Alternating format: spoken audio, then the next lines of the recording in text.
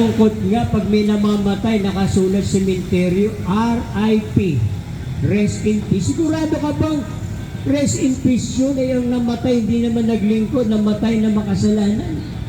Sa Bible, ang may rest in peace na matay na naglilingkod, basahin natin.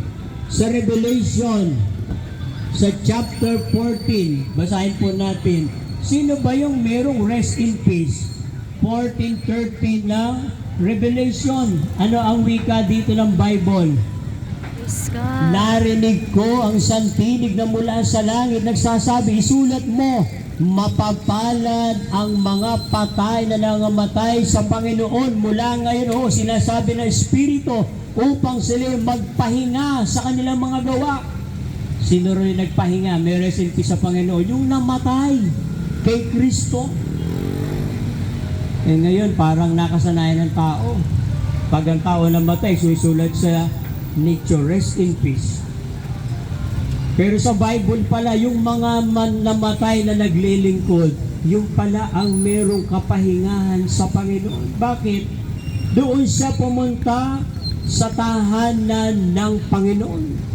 Kaya sabi ni Apostol Pablo, ang mga namamatay na may katiyakan ay pumupunta sa tahanan ng Panginoon. May talata ba niya? Basahin natin, 2 Corinthians 5:8. Gaya ni Apostol Pablo, sabi niya, ibig upang mawala sa katawan, mapasa tahanan, kasama ng Panginoon. 2 Corinthians 5:8.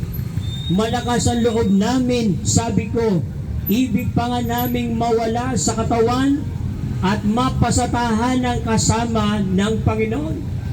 Pag namamatay pala yung mga taong naglilingkod, papunta sa tahanan ng Panginoon. Eh yung taong walang panahon sa Diyos, pag namatay, papasok kaya sa langit? Nakalagay sa nicho, rest in peace. Sa nicho lang yun. Hallelujah. Pero yung namatay na naglilingkod, ay pupunta sa tahanan ng Panginoon. Yan ay totoo. Kaya nakakalungkot, ang tao walang panahon sa Diyos, busy sa hanap buhay. Pero yung nagbigay ng buhay at lakas pairam sa Kanya, nakakalimutan pag-araw ng pagsamba, paglinggo. Ang linggo, ginawang holiday. Ang linggo ay holy day. Amen. Banal na araw sa Diyos. Bakit? Panahon ng pagsamba sa Diyos. Tapos pag mamamatay ka na, gusto mo sa langit ka. Sabi nga doon sa Facebook, nakasulat sa wall, gusto mo pumasok sa langit, hindi ka nga makarating ng kapilya. Sa langit pa kaya? Hallelujah. Kita nyo? Yun ay nakapost sa Facebook, pero totoo yun. Bakit? Dapat, kung gusto mo pumasok sa langit, maglingkod ka sa Diyos. Sabi sa John chapter 12, verse 26. Kung sino man tao ay naglilingkod sa akin, kung saan ako naroon ang lingkod ko. Kung sino man tao maglingkod sa pararangalan ng Ama. Purihin ang Panginoon.